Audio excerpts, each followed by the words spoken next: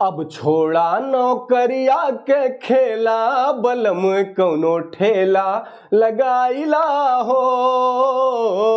अब छोड़ा नौकरिया के खेला, बलम कौनो ठेला लगाइला हो। ठेला लगाइला और ठेला लगाइला, ठेला लगाइला हो ठेला लगाइला। अरे दुई ठू पकड़ लेता चेला, बलम कौनो ठेला लगाइला हो। छोड़ा नौकरिया के खेला, बलम कौनो ठेला लगाइला हो।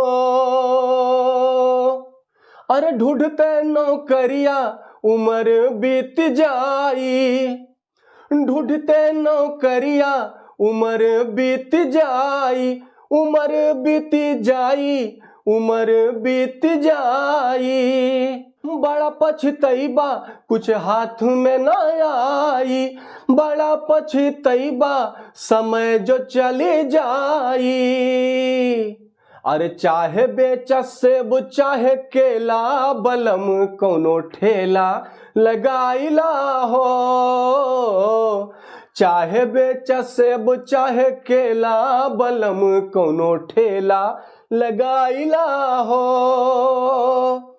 ठेला लगाइला हो ठेला लगाइला, ठेला लगाइला हो ठेला लगाइला। दुई ठू पकड़ लेता चेला, बलम कौनो ठेला लगाइला हो। अरे बी टेक नाही बीएड के चर्चा, जाना कुल पानी में डूब गइल खर्चा। अरे बी टेक नाही बीएड के चर्चा, जाना कुल पानी में डूब गइल खर्चा, डूब गइल खर्चा हो डूब गइल खर्चा।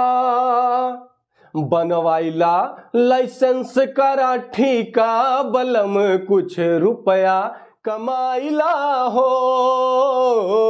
बनवाइला लाइसेंस करा ठीका, बलम कुछ रुपया कमाइला हो।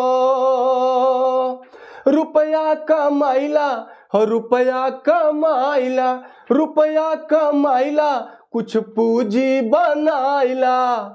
अब छोड़ा नौकरिया के खेला, बलम कौनो ठेला लगाइला हो।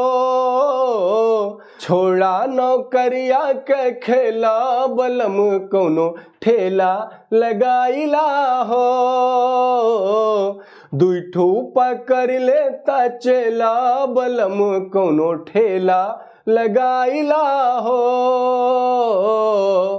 बनवाइला लाइसेंस करा ठीका, बलम कुछ रुपया कमाइला हो। धन्यवाद, नमस्कार। आपको हमारा वीडियो कैसा लगा? आप सभी हमारे वीडियो के कमेंट बॉक्स में जाकर कमेंट करके अपना जवाब जरूर दीजिएगा। और अगर आपने हमारे चैनल को अभी तक सब्सक्राइब नहीं किया है तो हमारे चैनल को सब्सक्राइब जरूर कर लें, ताकि आप तक हमारा और वीडियो पहुंचता रहे और आप आनंद लेते रहें। मिलते हैं अगले वीडियो में।